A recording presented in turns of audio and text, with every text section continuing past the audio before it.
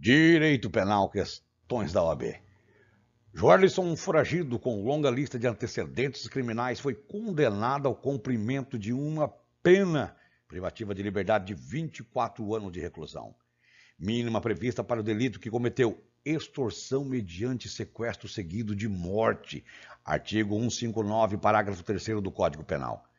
No dia seguinte ao trânsito em julgado da condenação, entrou em vigor a Lei A, que reduziu a pena mínima para o delito referido, fixando-a em 20 anos de reclusão. Após intensa reação midiática, a Lei B revogou a Lei A, restabelecendo o patamar sancionatório mínimo anteriormente previsto. No dia seguinte à entrada em vigor da Lei B, Joerlisson foi capturado e iniciou o cumprimento de pena. Diante dessa situação hipotética, assinale a afirmativa correta. Joerlisson faz jus à redução da pena, independentemente do trânsito em julgado da sentença. Américo é torcedor fanático de um grande clube brasileiro que disputa todos os principais campeonatos nacionais e internacionais. Américo recebeu a notícia de que seu clube iria jogar uma partida no estádio de sua cidade. Porém, ao tentar adquirir os ingressos, descobriu que estes já haviam se esgotado. André, seu vizinho, torcedor do time rival, sempre incomodado com os gritos de comemoração que Américo soltava em dias de jogos, resolveu se vingar, oferecendo ingressos falsos para Américo. Sem saber da falsidade, Américo aceitou a oferta. Porém, no momento da concretização do pagamento, percebeu, por sua acurada expertise no tema ingresso de futebol, que os ingressos eram falsos. Com base na situação hipotética, é correto afirmar que a conduta de André corresponde ao crime de estelionato na modalidade tentada. Policiais militares em patrulhamento de rotina, ao passarem próximos a um ponto conhecido de venda de drogas, flagraram Elias, reincidente específico no crime de tráfico ilícito de entorpecentes, vendendo um pino contendo cocaína a um usuário local. Ao perceber que os policiais dirigiam-se para a abordagem, o aludido usuário, de modo perspicaz, jogou ao chão o entorpecente adquirido e conseguiu se evadir, mas Elias acabou sendo preso em flagrante. Ato contínuo, em revista pessoal, nos bolsos de Elias foram encontrados mais 119 pinos de material branco pulverulento, que se comprovou a posteriori tratar-se de um total de 600 gramas de substância entorpecente capaz de causar dependência, conhecida como cocaína. Diante de tal situação e após cumprido todos os trâmites legais, o Ministério Público denunciou Elias pela prática de crime de tráfico ilícito de entorpecentes 2 vezes, nas modalidades vender e trazer consigo, em concurso material de crimes. A captação ou a capitulação feita pelo parquet, o Ministério Público, está incorreta, tendo em vista que a norma do artigo 33 da Lei nº 11.343 de 2006 é de ação múltipla, devendo Elias responder pela prática de um único crime de tráfico ilícito de entorpecentes. João, em 17 de junho de 2015, foi condenado pela prática de crime militar próprio. Após cumprir a pena respectiva, João, em 30 de fevereiro de 2018, veio a praticar um crime de roubo com violência real, sendo denunciado pelo órgão ministerial. No curso da instrução criminal, João reparou o dano causado à vítima. Bem, quando interrogado, admitiu a prática do delito. No momento da sentença condenatória, o magistrado reconheceu a agravante da reincidência, não reconhecendo atenuantes da pena, e nem causas de aumento e de diminuição da reprimenda penal. Considerando as informações expostas em sede de apelação, o advogado de João poderá requerer o reconhecimento das atenuantes da confissão e da reparação do dano e o afastamento da agravante da reincidência. Flávio, oficial de justiça, agente público de determinado Tribunal Regional Federal, no exercício de suas atribuições, ao se dirigir para uma diligência, foi surpreendido por um intenso tiroteio. Em razão disso, Flávio adentrou clandestinamente o imóvel de Júlia, sendo que permaneceu no local sem determinação judicial por longo período e contra a vontade da proprietária.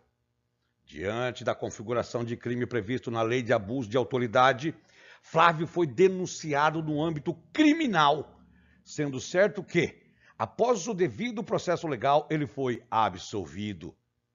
Em decorrência da caracterização de estado de necessidade, excludentes, operando-se o trânsito em julgado da sentença. Paralelamente, foi instaurado o processo administrativo disciplinar para fins de obter a responsabilização de Flávio pela respectiva falta funcional. Diante dessa situação hipotética, assinale a alternativa correta, que é o reconhecimento de que Flávio praticou o ato de abuso de autoridade em estado de necessidade. Na decisão prolatada na esfera penal, faz coisa julgada no âmbito administrativo disciplinar. Após o expediente, Márcio, com seus colegas de trabalho para comemorar o sucesso das vendas daquele mês e sua escolha como o melhor funcionário do período. Ao chegarem ao bar, Márcio entregou a chave de seu carro aos colegas, alertando-os que iria beber até se embriagar e cair. Após cumprir a promessa feita aos colegas, Márcio, completamente alterado, se dirigiu até o caixa do bar para pagar sua conta. Devido a divergências quanto à quantidade de bebida consumida, Márcio iniciou uma forte discussão com o atendente do estabelecimento, e arremessou a garrafa de cerveja que segurava em sua direção, acertando na cabeça do funcionário e causando-lhe ferimento de natureza grave. Preocupado com as consequências jurídicas de seu ato, Márcio procura-o na condição de advogado para assistência técnica. Considerando apenas as informações expostas, sob o ponto de vista técnico, você, como advogado, deverá esclarecer que a conduta praticada por Márcio configura crime de lesão corporal grave diante da embriaguez voluntária. João e Carlos procuram Paulo para que juntos pratiquem um crime de roubo de carga. Apesar de se recusar a acompanhá-los na delituosa, Paulo oferece a garagem de sua casa para a guarda da carga roubada, conduta que seria fundamental na empreitada criminosa, já que João e Carlos não teriam outro local para esconder os bens subtraídos. Apenas por terem conseguido acordo com Paulo, João e Carlos operam a subtração. Ao chegarem à casa de Paulo, este lhes informa que a garagem estava ocupada naquele momento e não poderiam mais utilizá-la.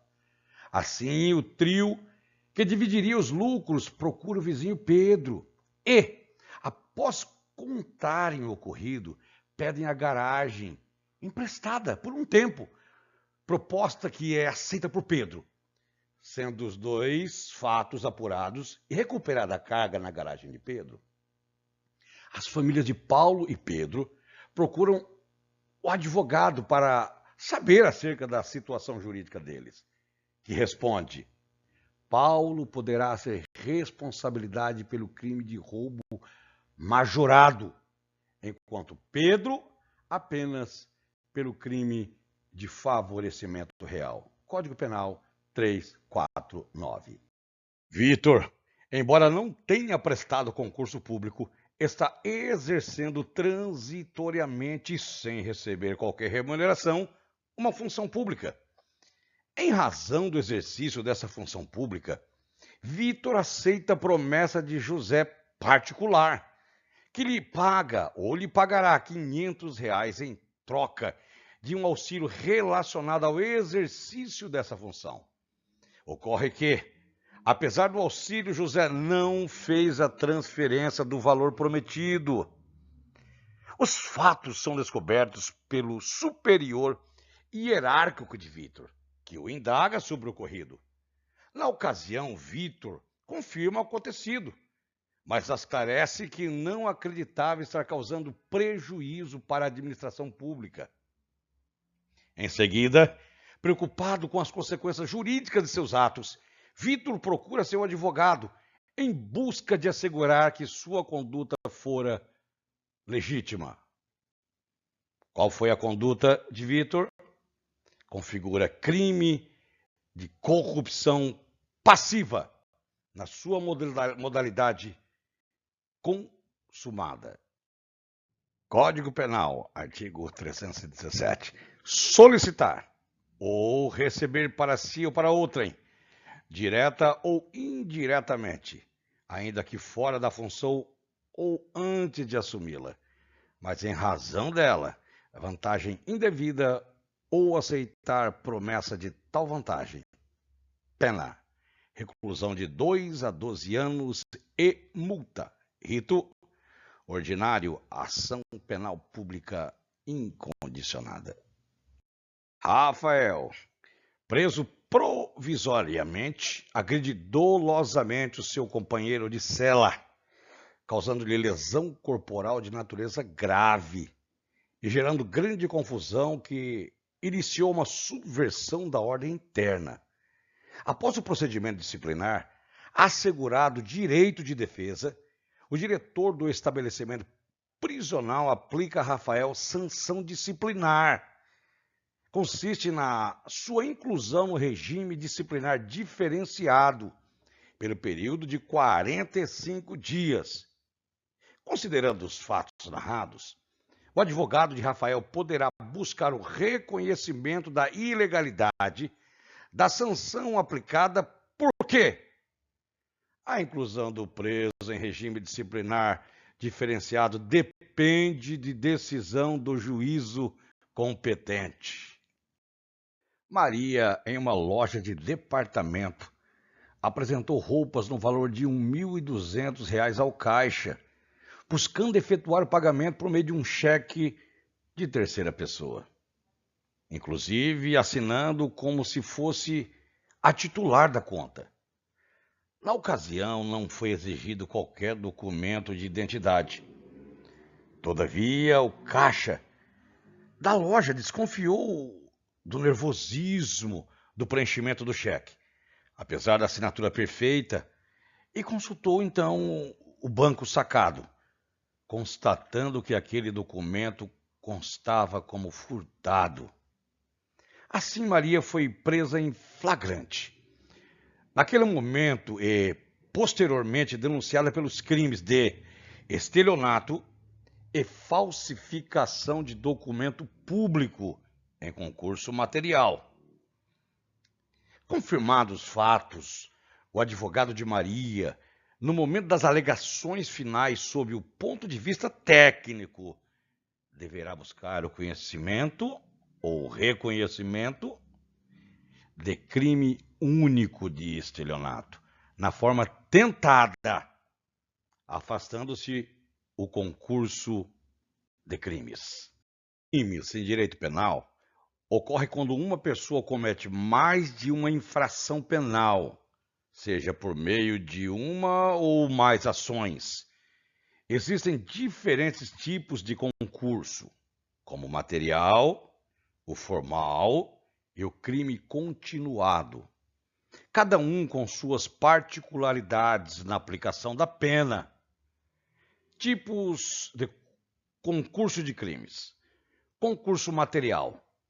Ocorre quando o agente pratica 2 ou mais crimes por meio de 2 ou mais ações distintas. Concurso formal. Ocorre quando o agente, por meio de uma única ação ou omissão, pratica 2 ou mais crimes. Crime continuado. Ocorre quando o agente pratica vários crimes da mesma espécie e as condições de tempo, lugar e maneira de execução indicam que os crimes posteriores são continuação do primeiro. Aplicação da pena. A aplicação da pena no concurso de crimes pode variar dependendo do tipo de concurso. No concurso material, as penas são geralmente somadas, cumulação material. No concurso formal, a pena pode ser aplicada com base na mais grave, aumentada de uma fração ou exasperação. No crime continuado, a pena também é aplicada com base na mais grave, aumentada de uma fração. Exemplos: concurso material. Um indivíduo rouba um carro e, em seguida, furta uma loja. São 2 ações distintas que resultam em 2 crimes. Concurso formal. Um motorista, dirigindo imprudentemente, atropela e mata várias pessoas. Uma única ação, dirigir, resultou em múltiplos crimes. Crime continuado. Um indivíduo, durante um período, subtrai diversos objetos de um mesmo estabelecimento comercial, de forma reiterada. A ação é única, mas os crimes são da mesma espécie e em condições semelhantes, caracterizando o crime continuado. Fred dirigiu-se, em certa ocasião, a uma delegacia de polícia e a um presídio, a fim de entrevistar clientes seus que se encontravam, respectivamente, prestando depoimento e preso. Na mesma data, o advogado Jorge realizou audiências na sede de um juizado especial civil, no interior de certo fórum regional da comarca. Pergunta: considerando o dispositivo no Estatuto da Advocacia e da OAB, assinale a alternativa correta. A resposta é direito de Fred e Jorge a instalação de salas especiais permanentes para os advogados em todos os locais visitados. Quanto aos 4 locais, há dever legal de instalação das salas. As demais respostas que aqui não estão.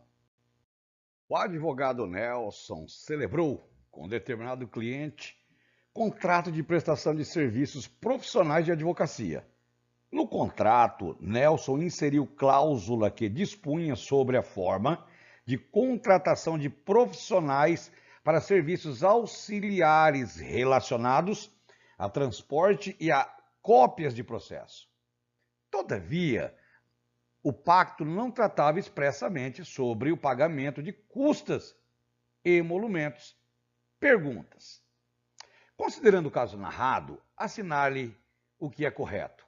Resposta correta: o Código de Ética e Disciplina da OAB autoriza que o contrato de prestação de serviços de advocacia dispunha sobre a forma de contratação de profissionais para serviços auxiliares.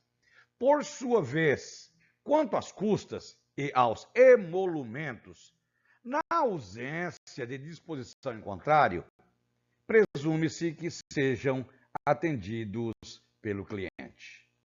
O advogado Pasquale, ele integra a Sociedade de Advogados X, juntamente com 3 sócios. Todavia, as suas funções na aludida sociedade apenas ocupam parte de sua carga horária semanal disponível. Por isso, a fim de ocupar o tempo livre, o advogado Pasquale estuda 2 propostas. Primeira, de um lado, pensa em criar paralelamente uma sociedade unipessoal de advocacia. Em segundo, de outro lado, estuda aceitar a oferta proposta pela Sociedade de Advogado Y, que integra seus quadros. A pergunta aqui: considerando que todas as pessoas jurídicas mencionadas teriam sede na mesma área territorial de um conselho seccional da OAB? Assinale a afirmativa correta. A resposta correta é: não é permitido que Pasquale integre simultaneamente a Sociedade de Advogados X e a Sociedade de Advogados Y. Tampouco é autorizado que integre simultaneamente a Sociedade de Advogados X e a Sociedade Unipessoal de Advocacia. Lúcio pretende se inscrever como advogado junto à OAB. Contudo, ocorre que ele passou por determinada situação conflituosa, que foi intensamente divulgada na mídia, tendo sido publicada em certos jornais, que Lúcio não teria idoneidade moral para o exercício das atividades de advogado. Considerando que Lúcio preenche indubitavelmente os demais requisitos para a inscrição, de acordo com o Estatuto da Advocacia e da OAB, assinale a afirmativa correta. Resposta: a inidoneidade moral poderá ser suscitada junto à OAB por qualquer pessoa e deve ser declarada por meio de decisão de, no mínimo, 2/3 dos votos de todos os membros do Conselho. Santos, presidente do Conselho Seccional Y da OAB, foi gravemente ofendido em razão de seu cargo, gerando violação e prerrogativas a prerrogativas profissionais. O fato obteve grande repercussão no país. Considerando o caso narrado de acordo com o Regulamento Geral do Estatuto da Advocacia da OAB, assinar a alternativa correta. Resposta: compete ao Conselho Federal da OAB promover o desagravo público, ocorrendo a sessão na sede do Conselho Seccional. Os advogados Raimundo da Silva, Severino da Silva e Juscelino da Silva constituíram sociedade simples de prestação de serviços de advocacia, denominada Silva Advogados.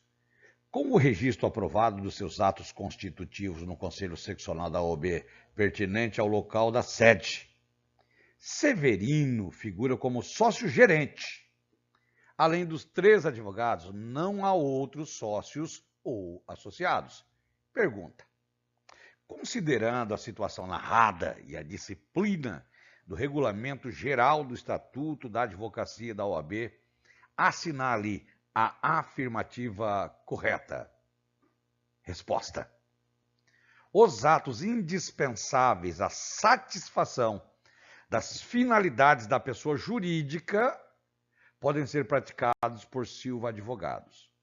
Porém, os atos privativos de advogado devem ser praticados por Raimundo, Severino ou Juscelino.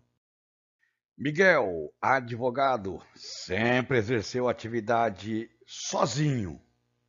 Não obstante, passou a pesquisar sobre a possibilidade de constituir individualmente pessoa jurídica para a prestação de seus serviços de advocacia. Sobre o tema, assinale a afirmativa correta.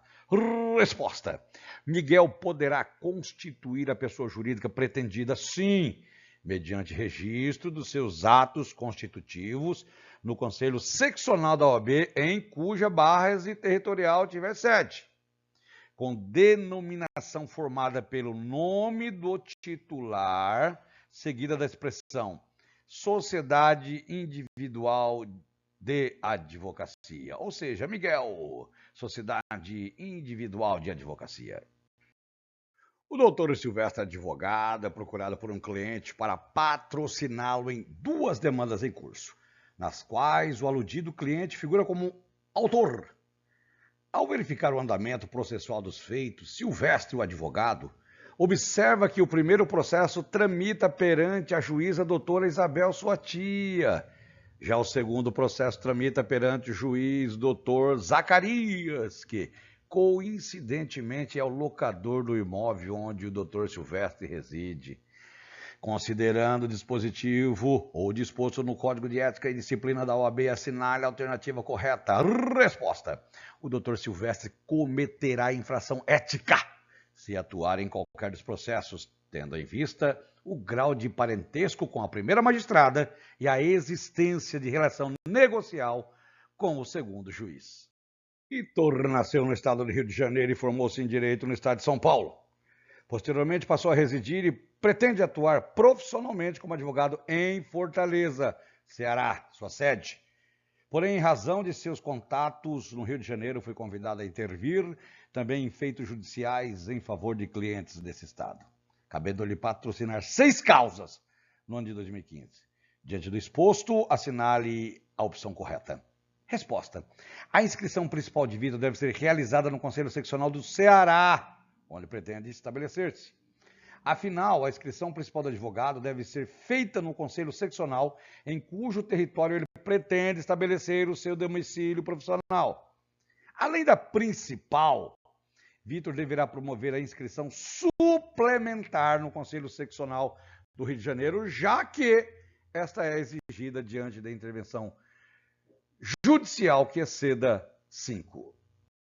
Renata, devidamente inscrita na Ordem dos Advogados do Brasil, exerce há muitos anos atividades privativas da advocacia. Ocorre que Renata concorre a deputada estadual, encontrando-se em curso diversos processos em que ela atua como advogada. Caso Renata seja eleita, é correto afirmar que, resposta, ela ficará impedida de exercer a advocacia apenas contra ou a favor de pessoas jurídicas de direito público, como empresas públicas, sociedades de economia mista, fundações públicas e entidades paraestatais ou empresas concessionárias ou permissionárias de serviço público. Leandro é advogado empregado de uma sociedade anônima, tendo atuado sozinho em demanda proposta em 2014, na qual tal pessoa jurídica foi vencedora, tendo o magistrado condenado a parte adversa ao pagamento de honorários de sucumbência, com base no disposto no Estatuto da OAB e no entendimento adotado pelo Supremo Tribunal Federal sobre o tema, assinale a afirmativa correta. Resposta: os mencionados honorários pertencem a Leandro, mas é possível, de acordo com o STF, haver estipulação contratual em contrário, pois se trata de direito disponível do advogado.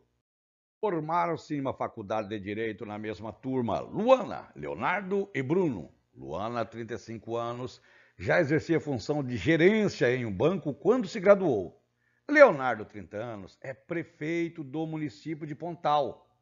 Bruno, 28 anos, é policial militar no mesmo município.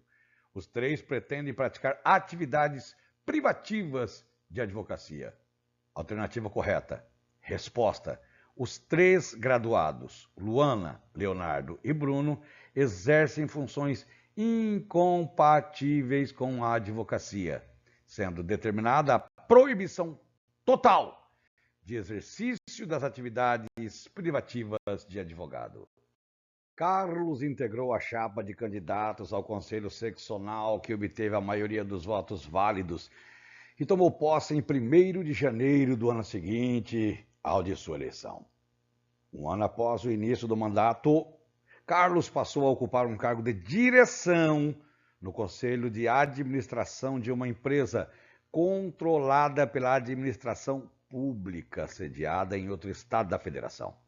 Nesse caso, de acordo com o Estatuto da OAB, assinale a afirmativa correta. Resposta: extingue-se automaticamente o mandato de Carlos, pois a ocupação de cargo de direção em empresa controlada pela administração pública, em qualquer circunstância, configura incompatibilidade a ensejar o cancelamento de sua inscrição.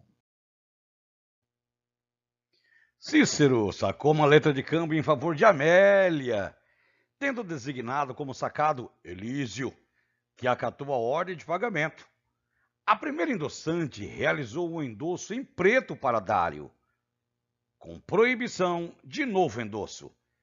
Diante do efeito legal da cláusula de proibição de novo endosso, assinale a afirmativa correta. Resposta: Amélia, embora cobrigada, não responde pelo pagamento da letra de câmbio perante os endossatários posteriores a Dário.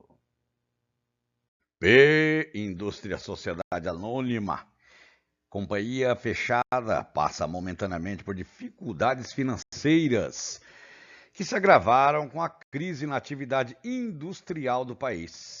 A Assembleia Geral, órgão máximo, autorizou os administradores a alienar bens do ativo permanente, dentre eles uma unidade produtiva situada no município de Mirante da Serra, avaliada em 495 milhões de reais. E eles podem ou não?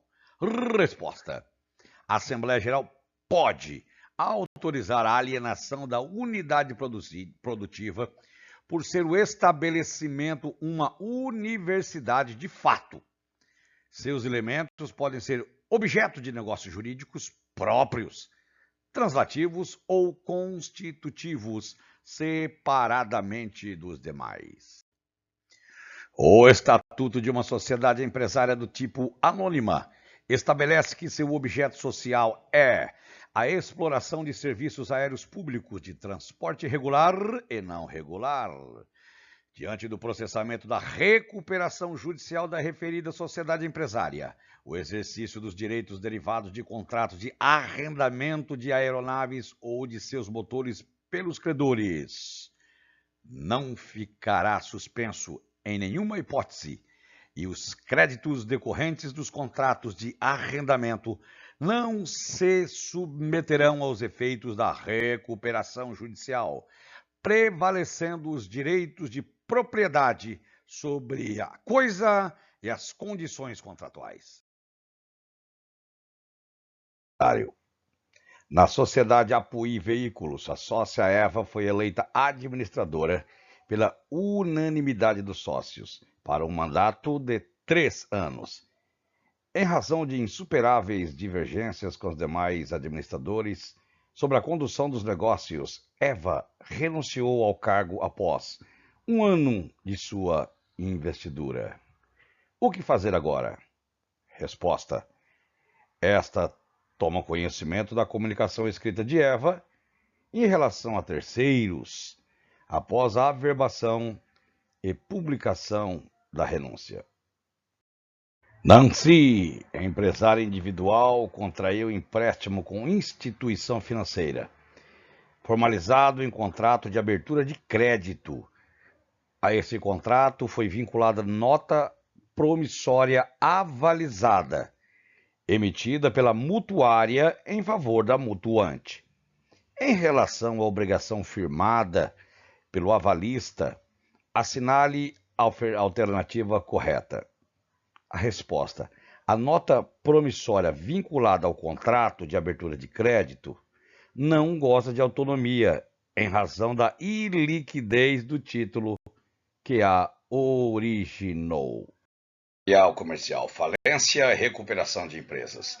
Eugênio de Castro é sócio e administrador designado no contrato da Sociedade Empresária Vale do Taquari Empreendimentos Hoteleiros Limitada. De acordo com a cláusula contratual, o referido administrador faz jus à percepção de prolabore bimestral no valor fixo de R$ 4.000. Com a decretação da falência da referida sociedade, sua advogada verificou que não consta o crédito do cliente na relação de credores publicada no Diário Oficial.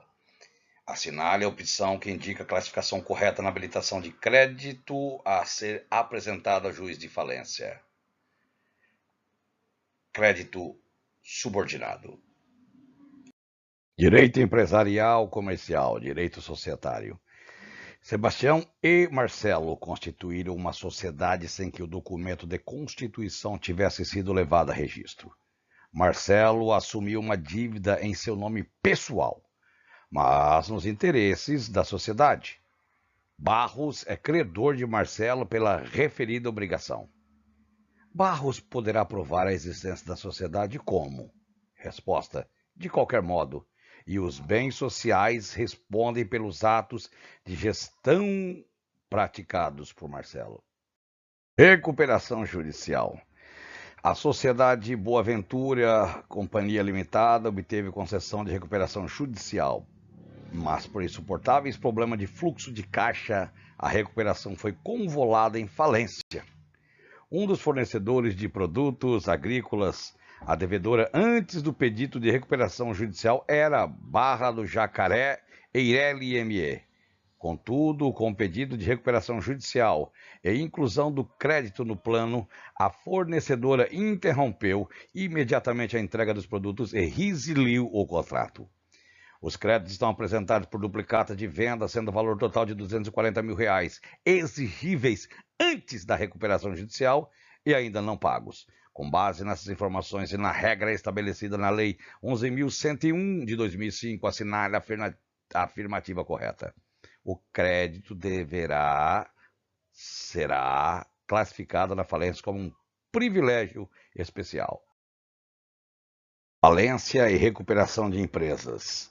A Sociedade Empresária Monte Santo Embalagens Limitada EPP requereu homologação de plano de recuperação extrajudicial, que continha, dentre outras, as seguintes disposições: e estabelecia a produção de efeitos a partir da data de sua assinatura, exclusivamente em relação à modificação do valor de créditos dos credores signatários. 2is. O pagamento antecipado de dívidas em relação aos credores com privilégio especial, justificando a necessidade em razão do fluxo de caixa. 3is. A inclusão de credores enquadrados como microempresas e empresas de pequeno porte. 5. Previa como meio de recuperação o transpasse de suas filiais. O devedor enviou carta a todos os credores sujeitos ao plano, domiciliados ou sediados no país, informando a distribuição do pedido, as condições do plano e o prazo para impugnação. Você, como advogado de um desses credores, pretende impugnar a homologação, porque o plano a ser homologado não pode contemplar o pagamento antecipado de dívidas, nem tratamento desfavorável aos credores que a ele não estejam sujeitos. Assunto: endosso. A Alvarenga Empresária Individual utilizou duplicata para a cobrança do preço referente à venda de laticínios do Cerro, que realizou em favor de Belmiro Braga. Consta no verso do título a assinatura de Brás Pires, na condição de avalista e sem indicação do avalizado. Após a prestação do aval, houve lançamento de endosso mandato em favor de Banco Botelho Sociedade Anônima. Sobre o aval e as informações do enunciado, de acordo com a disposição da Lei de Duplicatas, a avaliação será Belmiro Braga. Direito Empresarial, Falência e Recuperação de Empresas. Mostardas Tavares e Companhia Limitada, EPP, requereu sua recuperação judicial, tendo o pedido sido despachado pelo juiz, com a nomeação de Frederico Portela como administrador judicial. Em relação à remuneração do administrador judicial, será observada a seguinte regra: caberá ao devedor arcar com as despesas relativas à remuneração do administrador judicial e das pessoas eventualmente contratadas para o auxílio. Tipos societários menores. Rosana e Carolina pretendem reunir esforços para empreender uma atividade econômica, constituindo uma empresa individual de responsabilidade limitada, Eireli ou Eireli. Essa iniciativa será possível se observar a seguinte condição: a Rosana poderá indicar Carolina como administradora, mas somente poderá figurar em uma única empresa dessa modalidade. Teoria geral do direito empresarial. Xerxes constitui uma empresa individual de responsabilidade limitada, Eireli, com sede na zona rural do município de Vale Real para a fabricação de laticínios, cuja matéria-prima será adquirida de produtos rurais da região ou de cooperativa de produtos rurais. A pessoa jurídica será administrada por sua cunhada Ceres e seu instituidor pretende adotar como nome empresarial a espécie denominação. Com base nas informações na disciplina legal da Eireli, assinala a afirmativa correta.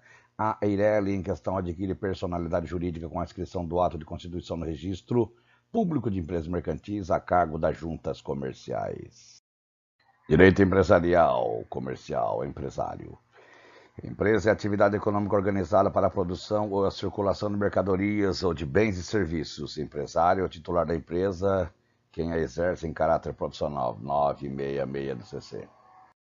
Sociedade simples. Perseu, em 2012, ingressa numa sociedade simples, constituída em 2008, formada por 5 pessoas naturais e com sede na cidade de Primeira Cruz.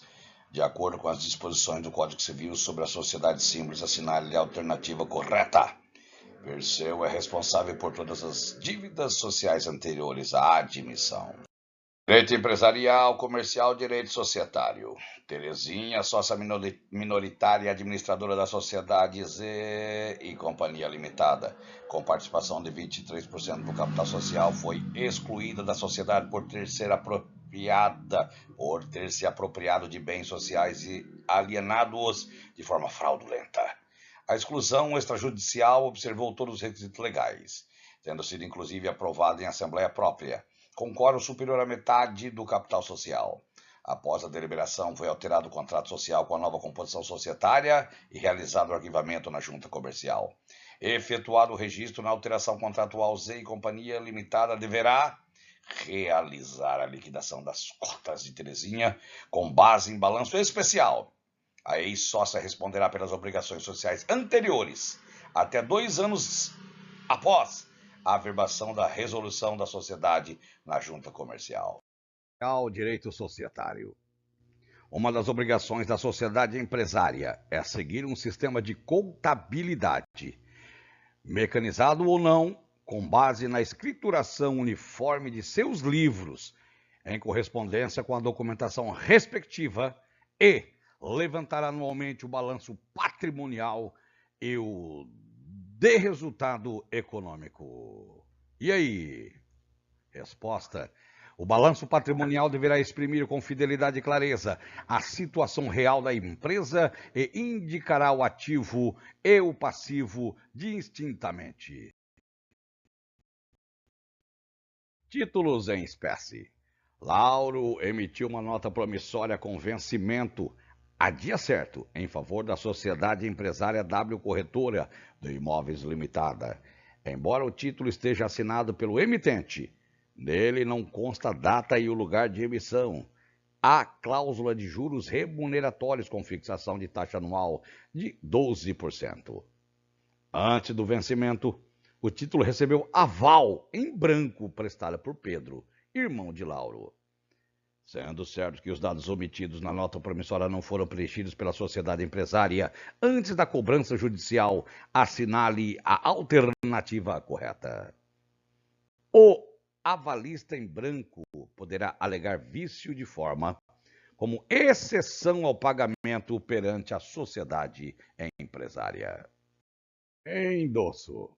Uma letra de câmbio no valor de R$13.000 foi endossada por Pilar, com cláusula de mandato para o Banco Pochim, Sociedade Anônima. Não tendo havido pagamento no vencimento, a cambial foi apresentada a protesto pelo endossatário mandatário, tendo sido lavrado e registrado o protesto pelo tabelião. 10 dias após o protesto, Rui Palmeira, aceitante da letra de câmbio, compareceu ao tabelionato e apresentou declaração de anuência firmada apenas pelo endossante da letra de câmbio, com identificação do título e firma reconhecida. Tá certinho. Não houve apresentação do título no original em sua cópia. À luz da disposição da Lei nº 9.492 de 97 sobre o cancelamento do protesto, é correto afirmar que o tabelião poderá realizar o cancelamento do protesto, porque é suficiente a declaração de anuência firmada pelo endossante mandante. Direito da propriedade industrial. A respeito dos legitimados, assinale a opção que indica as pessoas que podem requerer patente de invenção ou modelo de utilidade de acordo com a Lei nº 9.279 de 96. Resposta: o próprio autor, os herdeiros ou sucessores do autor, o cessionário ou aquele a quem a lei ou o contrato de trabalho ou de prestação de serviços determinar que pertença à titularidade da patente ou do modelo de utilidade. Recuperação judicial. Calçados Machadinho Limitada requereu sua recuperação judicial e o pedido foi devidamente processado. O devedor não alterou no plano de recuperação o valor ou as condições originais de pagamento do crédito da Curtume, Arroio do Sal Limitada, EPP, referentes ao contrato de fornecimento de couro sintético no valor de R$280 mil, com base nas informações e nas disposições da Lei 11.101 de 2005, assinale a afirmativa correta. A credora não terá direito a voto nas assembleias de credores realizadas durante a sessão de recuperação judicial. E o crédito não será considerado para fins de verificação de quórum de deliberação. Títulos em espécie. São João da Baliza Transporte Rodoviário Limitada sacou duplicata de prestação de serviço no valor de R$32 mil para recebimento do frete decorrente do transporte de cargas entre supermercados Caracaí Limitada EPP. Diante do inadimplemento do pagamento do frete, a sacadora levou a duplicata protesto sem aceite, com vistas a instruir pedido de falência do sacado. Com base nas informações do enunciado, resposta: essa duplicata não aceita, mas protestada. É título hábil para instruir pedido de falência.